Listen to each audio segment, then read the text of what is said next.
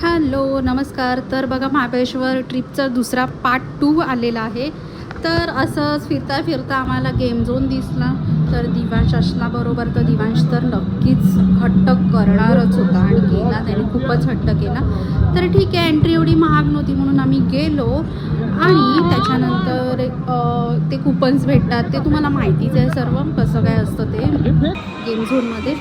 तर हे बघा, हे मी पण केलं होतं, पण माझा व्हिडिओ काढला नाही म्हणून त्यांचा केलं. ते माझं काही जास्त वरती गेलं नव्हतं. नंतर हे बॉलचं मी पण घेतलं, माझा एकही बॉल गेला नाही त्या जाळीमध्ये.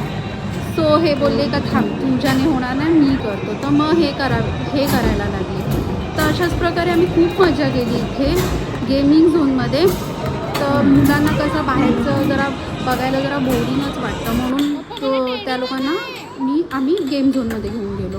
तर हा बघा, हा एक अलग गेम वाटला त्या टायमाला, पण हा जुना झाला आहे माहिती आहे मला, पण आमच्यासाठी हा नवीन होता. पण ह्यांना पण तो गेम खेळता आला नाही ॲक्च्युली, एक पण हातात लागला नव्हता. हे बोलतात कुठे कुठे बघायचं असं झालेलं.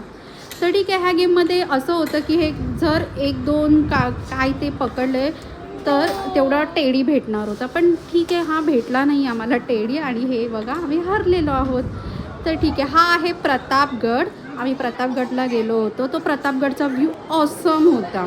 तर महाबळेश्वरला गेल्यावर तर ठीक आहे, असेच आम्ही रूमवर आलो आणि